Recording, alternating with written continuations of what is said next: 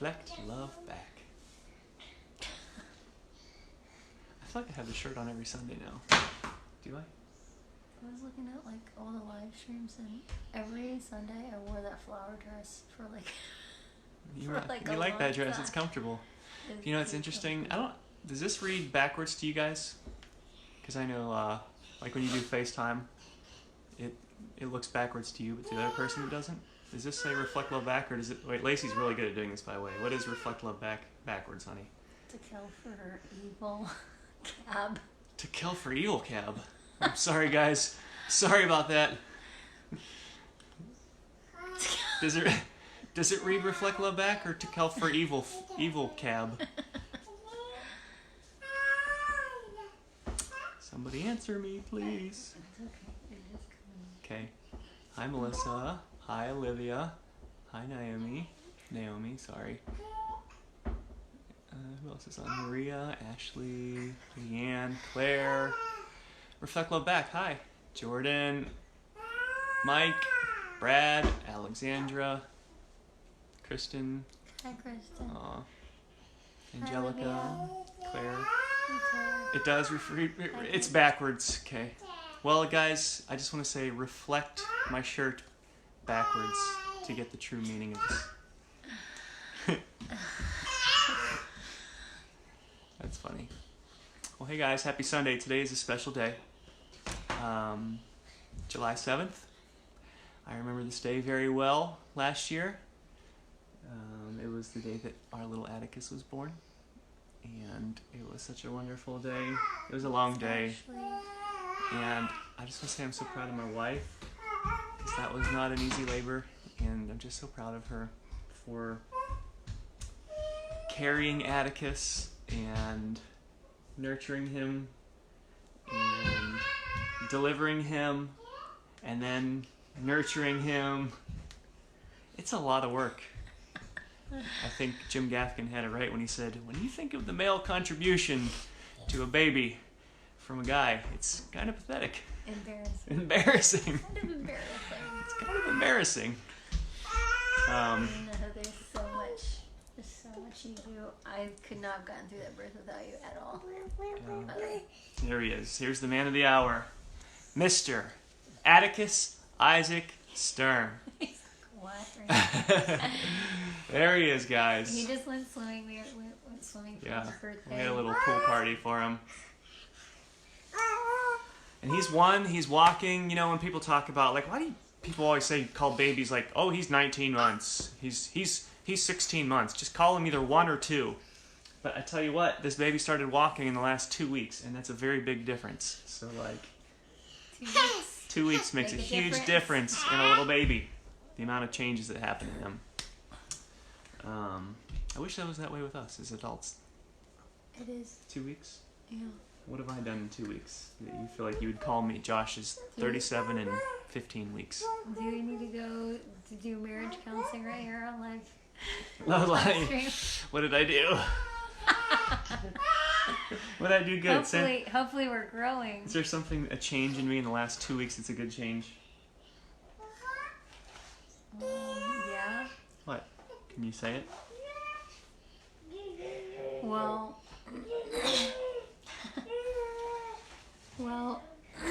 I've been struggling this past few days and with just being sad, and the way that you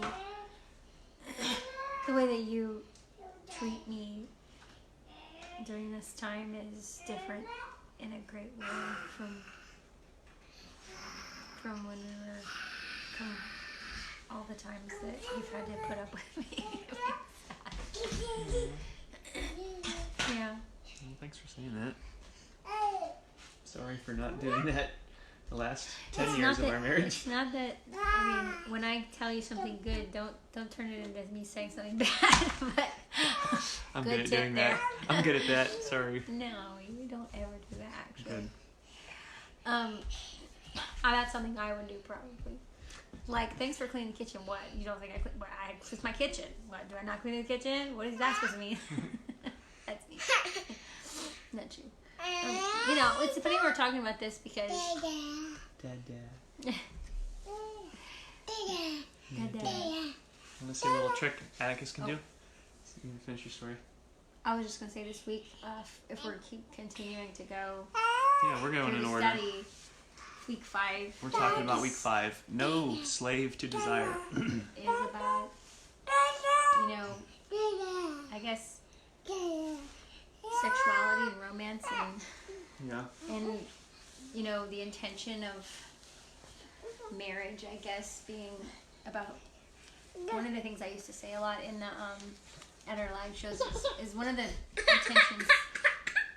Oh, what happened? Did you hurt yourself? Is a covenant, to understand covenant, and the other one is to understand union, being one. What's wrong? So, I know. Here. I'm going to take him. No, he needs to take him. Okay. You can leave me here. No, but Lacey's going to talk, and you're just going to see me. It's about being one. It's about, learning how, because you were just saying that you struggled with something that I struggled with. I don't see that in you. I see it in myself. Okay. Yeah. That's all I was going to say. Oh, it's okay. Look at that sad face. I'll be right back. What do you want me to do? Hi, guys. What kind of filters are on here I can put on my face? Oh my god.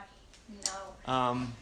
So we did have a group. I guess the reason we're on week 5 is because we had 2 really big groups of people starting whatever 5 weeks ago would have been. How many of you guys are on week 5 right now of the Reflect Love Back study? Yeah, I know. Actually, yeah. And how many people have already done it all the way? By the way, while y'all are typing that, I don't know if anyone got to see. We signed in last week right after the live stream. We signed back in to make an announcement about the website and some stuff that we've changed that we're really excited about. But the internet connection was really bad, and so I don't know that came through. So I'm gonna tell you again real quick, if that's okay.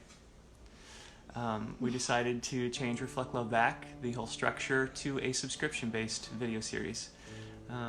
We did that for a bunch of different reasons. The most important one was to make it accessible to everybody. So I know a lot of people couldn't afford $55 right away. And we just wanted to make sure that everybody could get it, so we changed it to $14.99 per month. And you can still continue to do the, if you're brand new, you can do the 12-week study as intended, starting on day 1 and ending at day 144. But if you just want to go in and watch them, whatever topic interests you, we're working on that database right now. We're going to be adding new videos every month, and you'll be able to search by keywords and tags. So if you're interested in videos like we're talking this week about week 5, which deals with sexuality and love and marriage and all these different topics like that. And so if you want to study that or find out what the scriptures say, the stuff that we've done, then you can just search for that word on reflectloveback.com in the database, and it'll pull up all the videos from 160 and running to show you. So it's a new filter feature that we're working on. Really excited. That'll be starting in August. We're working very hard editing the new videos. If you already have the 12-week study, a lot of people have asked, what happens if we've already purchased it? You guys will have access to the 12-week study for the rest of your lives. You don't ever have to buy it again. You have that. But if you do want to watch all the new videos that we'll be putting out each month, for existing people who purchased it, it's only going to be $10 a month. So that's the new structure. We're really excited about it. If you haven't get to see the new, Atticus is rock. Oh my gosh, he's hitting my guitar with a piece of bread, honey. Cracker. It's my guitar. Happy birthday! It is your guitar. Jesus help me.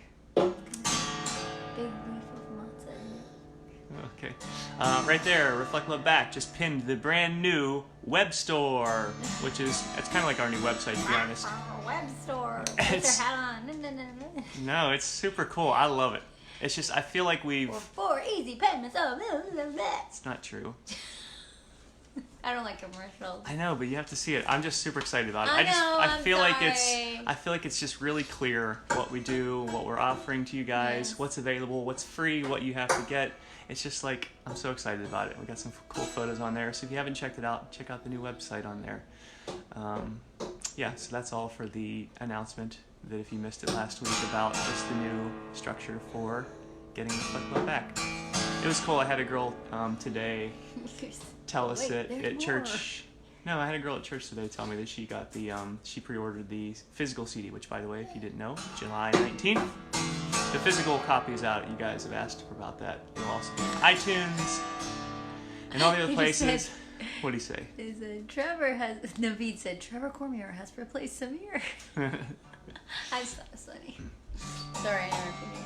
Yeah, so this CD, the physical copy, is coming out mid-July, and it's going to be released on Spotify, iTunes, Google Play, whatever other servers are out there. It's on all of them, and this girl was sharing with me today that she ordered that, and she said when she pre-ordered, she actually got a free week of the Reflect Love Back video series, and she was all excited. She's like asking me how it worked, and I showed her at church today, and she said her and her husband are going to start going through it. She was really excited about that, so yay. So, If I buy the yearly subscription, does that include the physical CD? Yes. Well, I believe.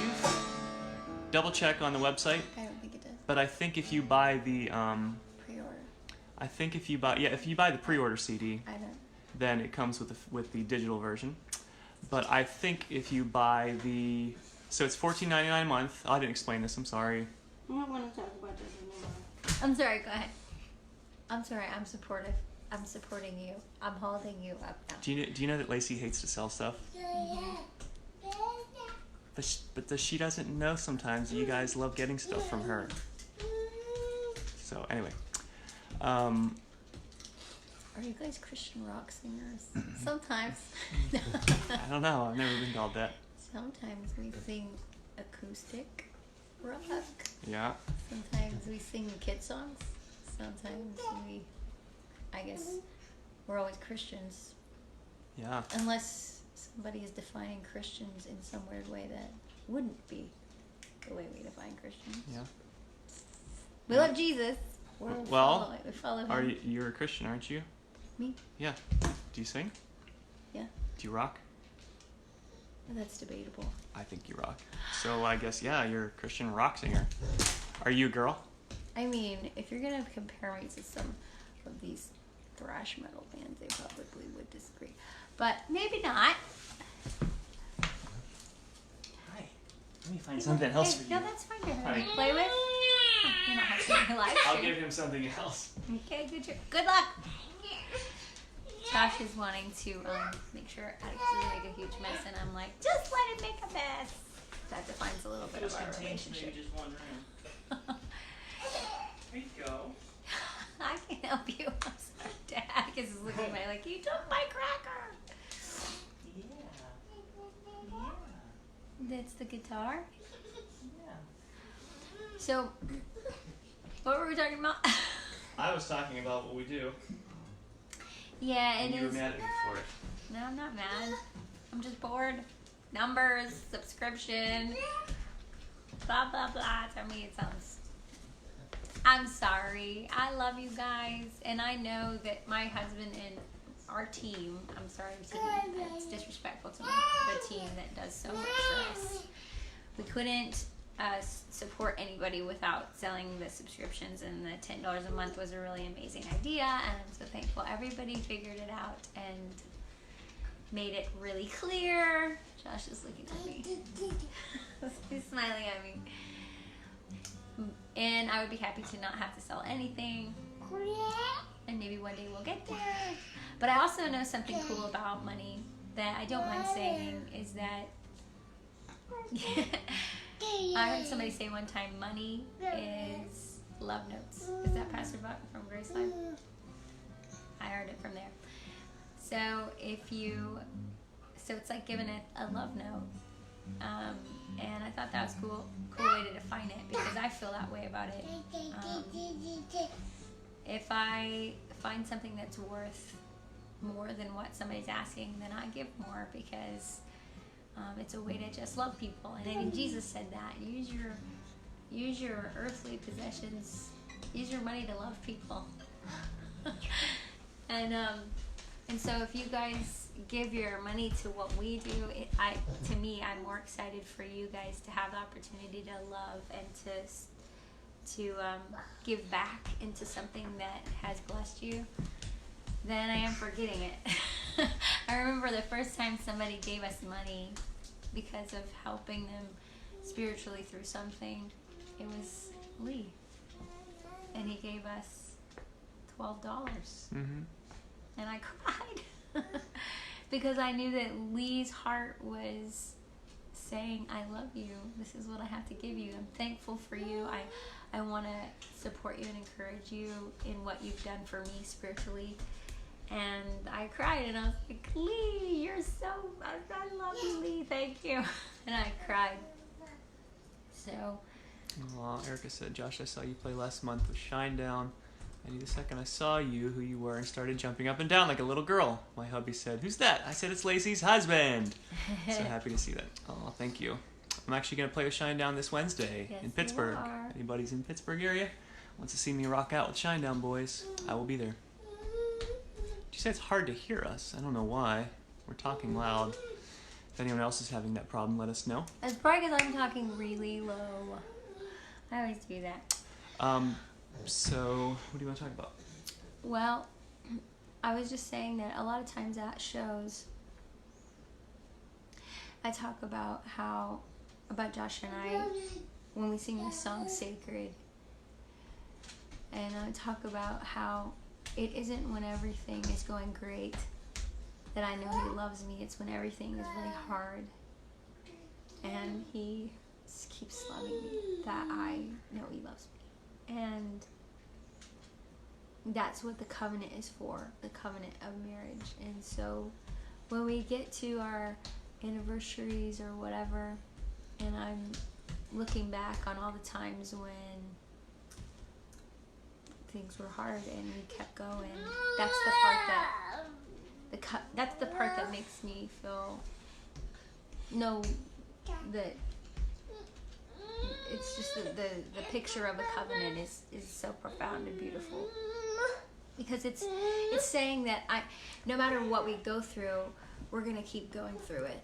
And that is the most attacked concept it's just the most attacked concept in the world, I think. The concept of covenant. Yeah. Covenant with your spouse, or in marriage, or even in family. I think it's easy to run away from things, or at least to try to. Yeah. So it's easy to give up. Oh, I scratched his face. Yeah. The guitar, probably. So I always say that, but Okay. what's interesting about what we've been studying this week, or actually this month, and making videos for the series, in my conversation with Bill Vanderbush and studying the book of Colossians and even Ephesians, we're talking about union. And that union, being united, being one with somebody, is so mysterious, and the Bible talks about that way. That unity in marriage is a mysterious thing. And one of the most beautiful parts of unity is whenever we have differences. It's in those moments where we're the most different. Yeah. That union is the most profound, because it shows us that we don't have to, like, it's really distinguishing the difference between codependency, where whatever you say I do, or total rebellion, where you're like, I'm doing my own thing, and independence, where you're like, I'm doing my own thing, I'm not doing what you're doing, you do your thing, I do my thing. So there's two ditches on either side of the road, and sometimes it's okay to just totally go with what the other person says and leave yourself out of it, and sometimes it's okay to say, I'm sorry, you do your thing, I'm doing my thing.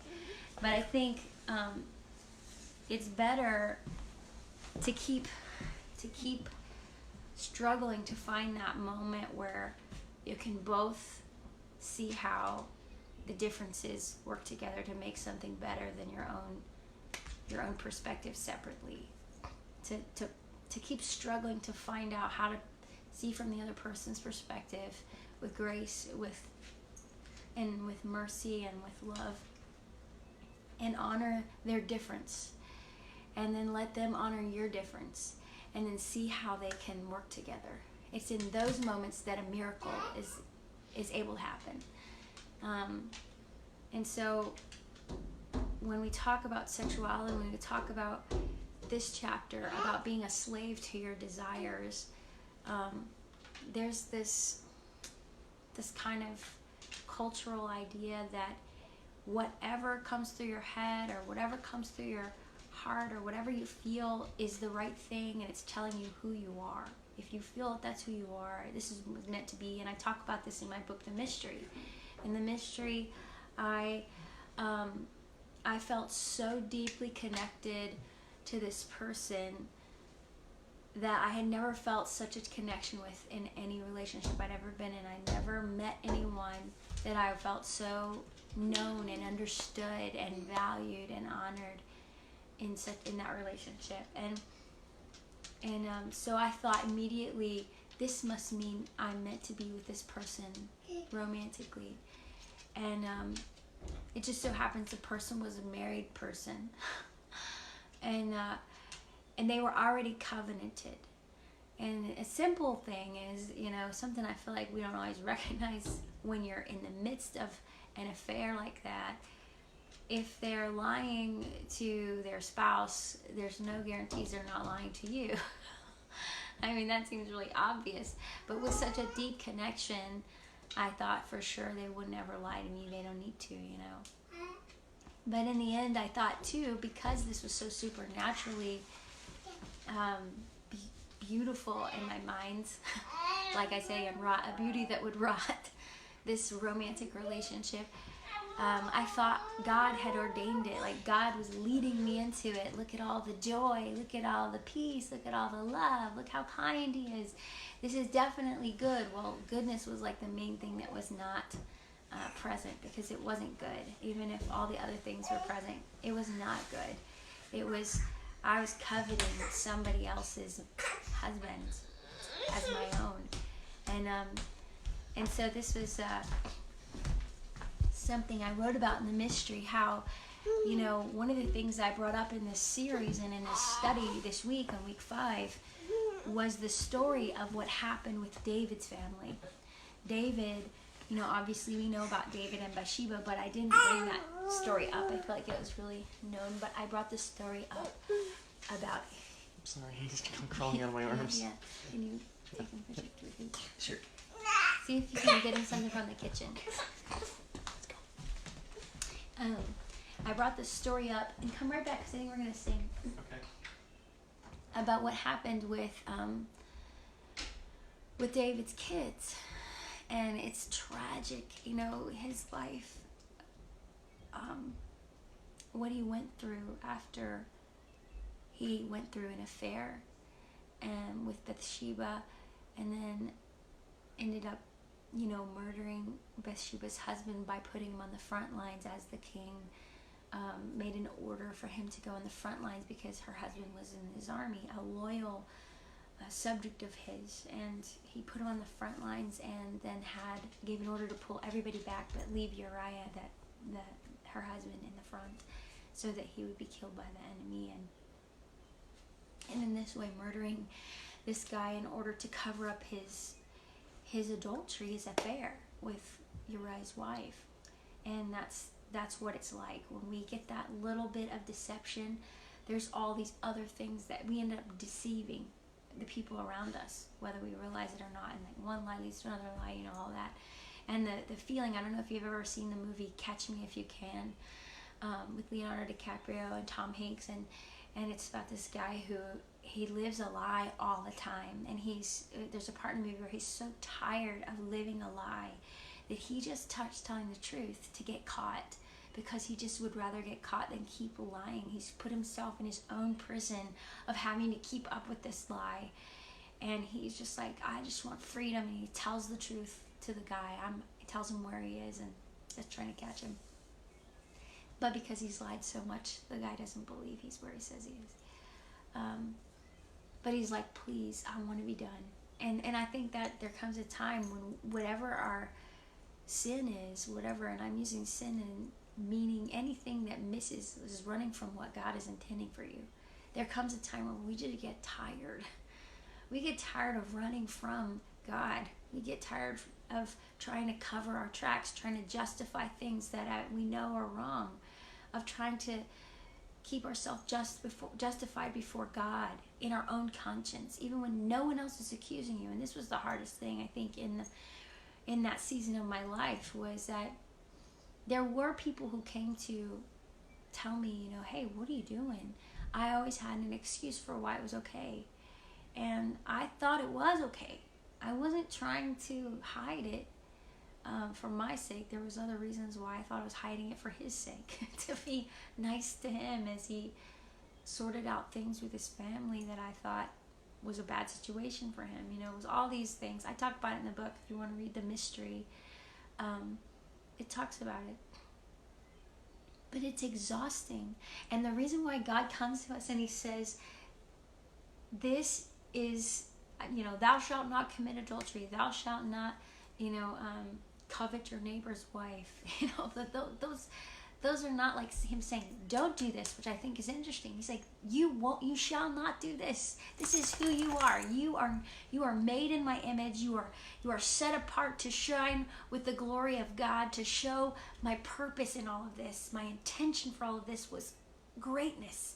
I want you to have the fullness of life that I came to give you. I want you to have everything that is intended. God's written about us all of our days, and he's like, I have this plan for you. I have this gift for you, and I want you to have it in all of its glory. And if you do this, you will have life. If you do this, you will have death. And the death comes in the subtle ways. It's not so obvious, and sometimes it is. I mean, my story. I was about to end my life, and God rescued me from it. And there was another time where I was even closer to ending my life that I describe in the mystery than I was the first time. And God intervened. And even though he intervened in such a tangible way, I still had a choice to make whether or not I was going to wait for the person that was coming that interrupted the process. I still had a choice to make, and every day we do have choices. God has set before us life and death. And he says, oh, that you would choose life so you would live.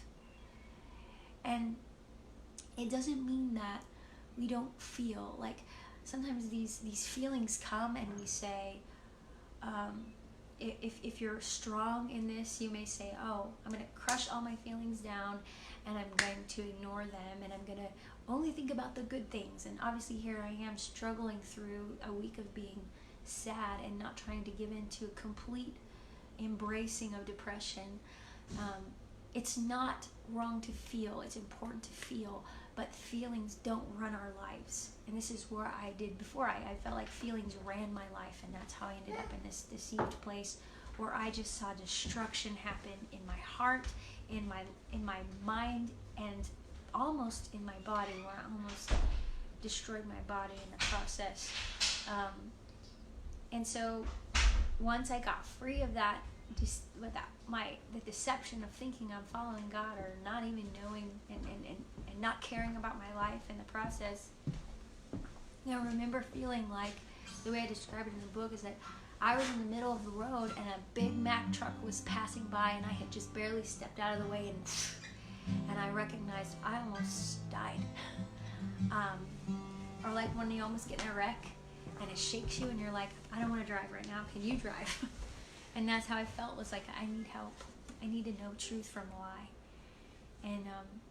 And in David's life, he saw all this destruction happen. He made this choice to follow his lust and ended up having all this destruction happen.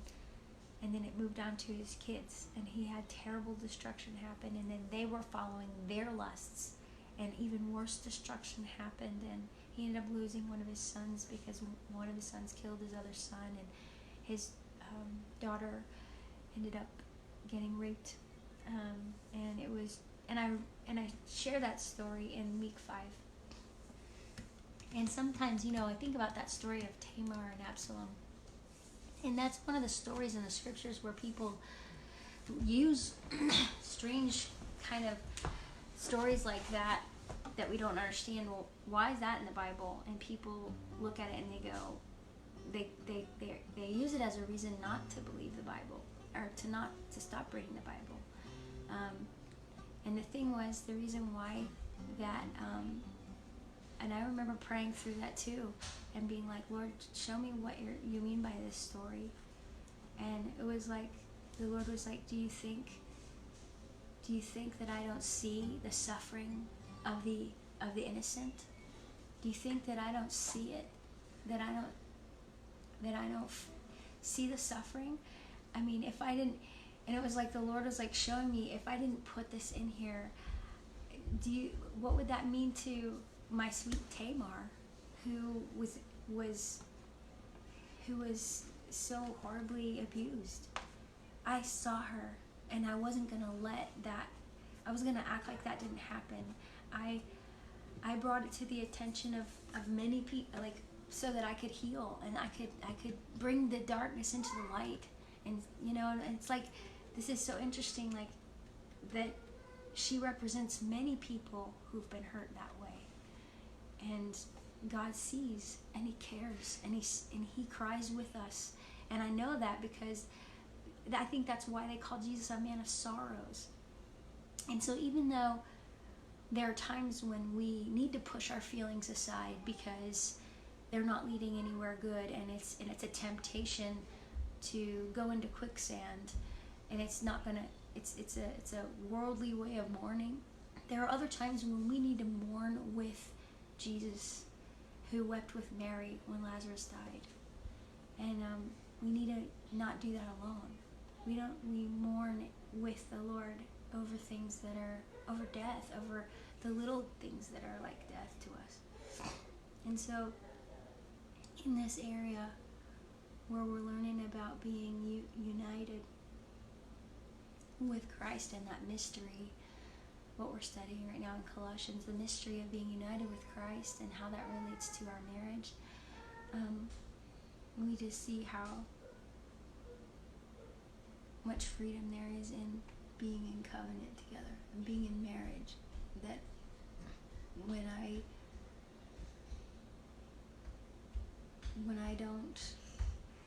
I'm not who when I feel like I'm low and I can't pick myself up, that I know you're not going anywhere. You're not going to run away from me. Even if you do for a minute, it's not going to be forever, because I know you're covenanted, Yeah. Well, what about you? Well, it reminds me of that Kirk Cameron interview. Hi, Kirk, if you're watching. Love you, Kirk. Thanks for the interview. Well, he asked me, we were talking about depression and Lacey's testimony and suicide, and he kind of just said, wow, Josh, that must be hard. Yeah. To know how to handle something like that. And I'm sure there's people who are watching who may have a spouse who deals with depression, and how do you handle that? Because sometimes, like, I felt very powerless in the last couple of days of what can I do. Every time I feel like I tried to do something to help Lacey, I didn't feel like it was helping her. And so that's always a tricky thing. But, like, at the end of the day, I know what she needs most is to sometimes just to sit next to her. It's to listen to her and to just hear where she's at and let her process things. You don't need to have the answers for everything, and sometimes it hurts more than helps to just talk and think you need to say something. And so, like, I feel like I need to practice my own advice that I gave on that show of just being able to hear you and hear where you're at, and to be able to pray for you and to be supportive in any way that I can. Yeah, and do you always understand what's going on? Like, do you always understand? 2% of the time I understand. Now, there is a really big lesson in the... I really don't. It's not, it seems, that's really also the hard part, is because it's as clear as day to Lacey, but it's hard for me to understand exactly what it is because I'm not there. Right. And that's important. And it's important that we know that it's okay when we're not understood, even though it feels like the worst thing sometimes. to have to walk through being misunderstood or not feeling like anyone gets where you're coming from. That was something that the Lord spoke to me one time, and even a couple of days ago through my sister-in-law. I was really hurt by somebody thinking one thing about me that I was like, how can they think that about me? I mean, and mostly it was that they didn't know how much I loved them, and I felt like I just had gone out above and beyond to make sure they knew that I loved them, and I loved them so much, and the things they were saying and acting like I didn't love them, and I was so crushed by that. I was so hurt by that, and my sister-in-law was like, it sounds like, I was like wanting her to help me sort out why I was so overwhelmed by the situation. So I was kind of processing with her, and she's like, it sounds like you know, really want to be understood, and you feel like you weren't, and that's what's making you feel that way. And I'm like, yeah. Because one time I was taking communion, and every time I take communion I pause and I ask God, please Lord, if there's anywhere I need to repent, please show me if there's something I need to repent from before I take communion. Search my heart and make sure I'm not doing this casually, thinking about your blood and your suffering and your body being broken and what you died for. Is there something I need to repent from now? You know? And I felt like I heard the Lord say, you're greedy. And I was like, greedy? Well, greedy for what? Like, I'm dumb about how much I give. Like I do dumb things and by being not greedy. What do you mean I'm greedy? And then I feel like I heard him say, you're greedy for understanding. And I didn't even understand what that meant. Poor God's not understood. I'm like, what do you mean I'm greedy for understanding? What does that even mean? And then all of a sudden, in front of my eyes, I saw scene after scene after scene after scene of things that had happened in the past 2 weeks, that where I was yelling and angry and defending myself and demanding that I be understood. And he's like, here, and I start crying. I'm like, but God, don't you want me to be understood? I'm like, was I wrong? And I felt him so gently saying to me, don't you know I understand you? Isn't it enough? And I was like, he's like, I want to be enough.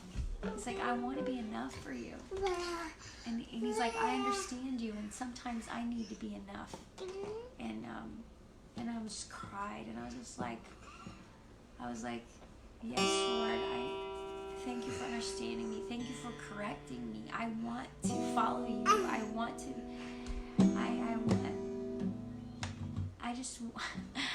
follow you, whatever that looks like. And if I'm not following you by demanding to be understood, then please forgive me and help me to let go. And so that was really revolutionary, and that happened again this week. But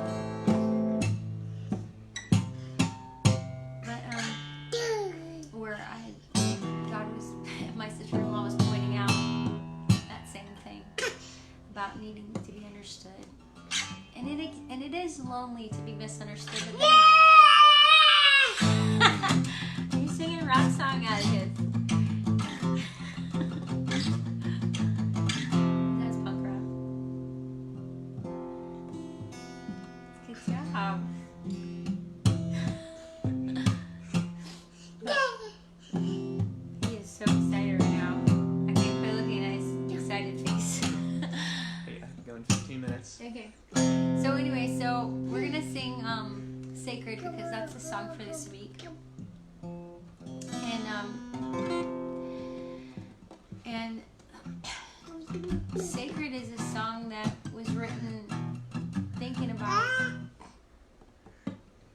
you know, that moment when we put ourselves out there and we feel like, I mean, even in romance or in, you know, in front of other people, we've put ourselves out there, and there was a particular person that I was thinking of that had just bared everything in front of everybody, and I knew that this was just a moment and a season for her where she felt insecure, and she felt like this was going to help fill that place that people would see her. But I knew it wasn't going to last, and I knew she was going to look back and think, I wish I hadn't done that.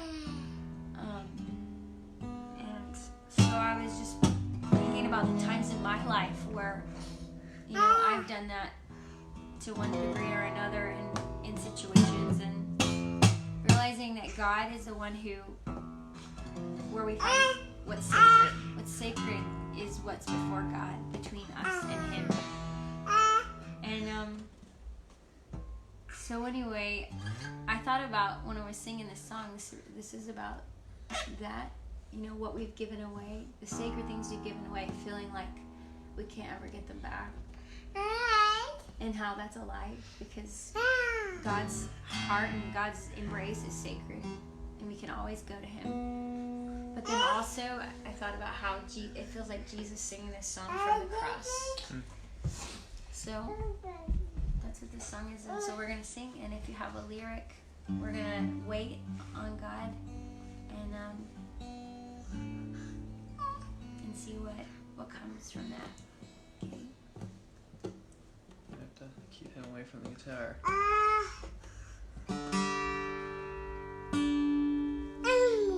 Ready?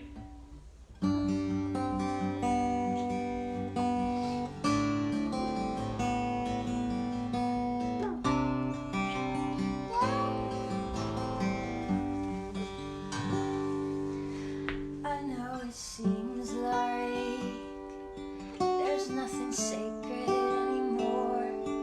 The world is dark, lit up with only flames of war. And it's such an empty place, longing for human praise. They walk away and left wide open, and my heart beats and breaks wide open. Here's a sacred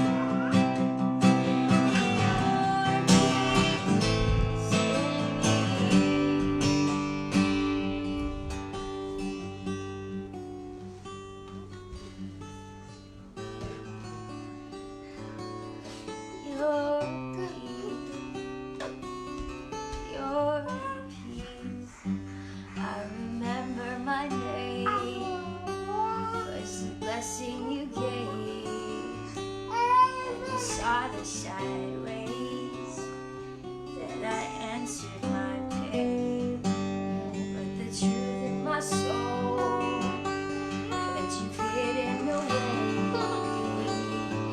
is the grace of love, far exceeding my shame. There is a sacred place just within heaven's gates. And love has pushed the gates wide open. Love has pushed the gates wide open. So you're coming on my heart. I'm waiting for my light to shine. And love has pushed the gates wide open. I'm running with my arms wide open. Oh,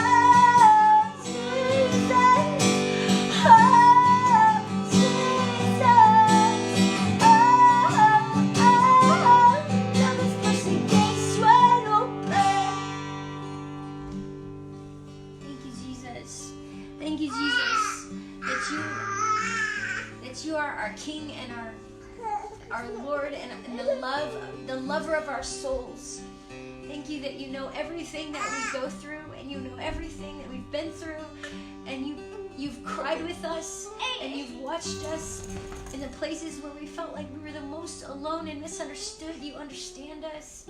So I just pray right now you would move in power and glory for everybody watching this live stream and the ones who will watch later. I just pray right now that your spirit would fill the places where they are, that you would fill them with your presence so that they would know how much you love them, and everything that's been spoken about you that's a lie would be broken off of their hearts in Jesus' name, so they would know you as you really are, mighty and powerful and beautiful, and you are love itself.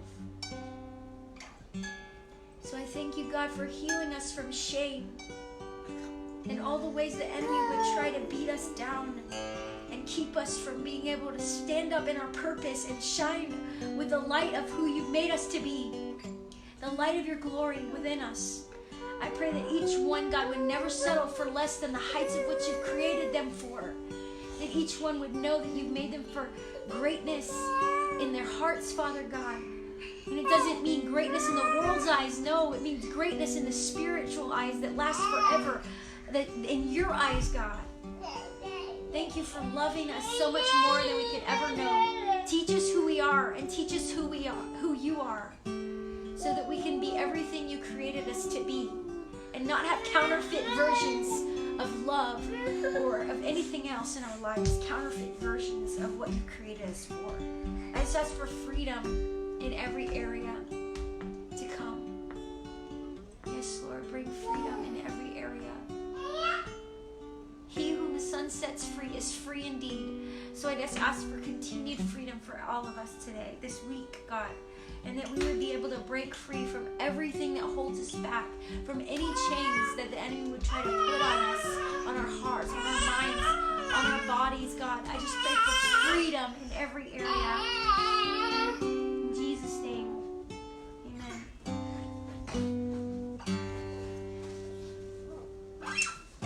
Yay. Yay. Thank you guys for tuning in. We'll see y'all next Sunday. And I feel like there's more stuff I want to talk about. Well, Oh yeah, Love you guys. Bye. Say bye. hey, so I want you to check something out. I play on the worship team sometimes at the church nearby. It's called Grace Life Church. And we just released our first single. The worship team released their first single. Actually, sorry, their second single. I want you to go check it out on Spotify or iTunes, whatever you guys use for music. It's called Not Given Up by Grace Life Worship. I actually got to engineer and mix the song, so that was exciting. But I want you to check it out. It's very unlike Flyleaf or Lacey music or Reflect Love Back. But anyway, I really like it. It's a great song. I love the church. I love the team over there. And it was just such an honor to be a part of that. And so do me a favor, go check out Not Given Up by Grace Grace Life Worship. Thank you guys again for tuning in, and we will see you next week. I hope everyone has a great week. Bye.